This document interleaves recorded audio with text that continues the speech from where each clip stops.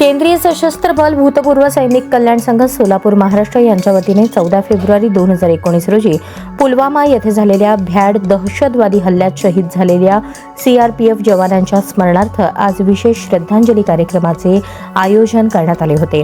हा कार्यक्रम 4 हुतात्मा पुतळा पार्क चौक जवळ सोलापूर येथे पार पडला। या प्रसंगी सोलापूर महानगरपालिकेचे महापौर विनायक कोंडाल यांनी उपस्थित राहून शहीद जवानांना पुष्पचक्र अर्पण करून भावपूर्ण श्रद्धांजली वाहिली। यावेळी त्यांनी शहीद जवानांच्या अद्वितीय शौर्य, त्याग व राष्ट्रनिष्ठेचा गौरव करत त्यांच्या बलिदानाची आठवण कायम ठेवणे ही प्रत्येक नागरिकाची जबाबदारी असल्याचे सांगितले। देशाच्या सुरक्षेसाठी प्राणार्पण करणाऱ्या जवानांप्रती कृतज्ञता व्यक्त करत त्यांच्या कुटुंबियांच्या पाठीशी संपूर्ण समाज ठामपणे उभा असल्याचा संदेश त्यांनी दिला।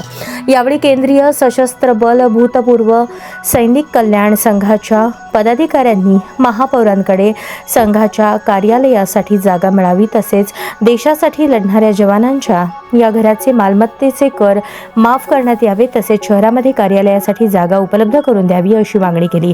या मागणीवर सकारात्मक प्रतिसाद देत महापौर विनायक कोंडाल यांनी मालमत्ता कर माफीबाबत महापालिका आणि शासन स्तरावर पाठपुरावा करण्याचे तसेच कार्यालयासाठी योग्य ती जागा उपलब्ध करून देण्याबाबत आवश्यक ती कार्यवाही करण्याचे आश्वासन दिले। कार्यक्रमात भूतपूर्व सैनिक, विविध संघटनांचे पदाधिकारी, मान्यवर व नागरिक मोठ्या संख्येने उपस्थित होते।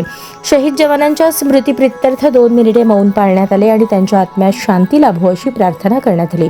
यावेळी सिद्धाराम चाकोते, संगण्णा बिराजदार, मारुती सुरवसे, दत्तात्रय येलपल्ले यांच्यासह मान्यवरांची उपस्थिती होती।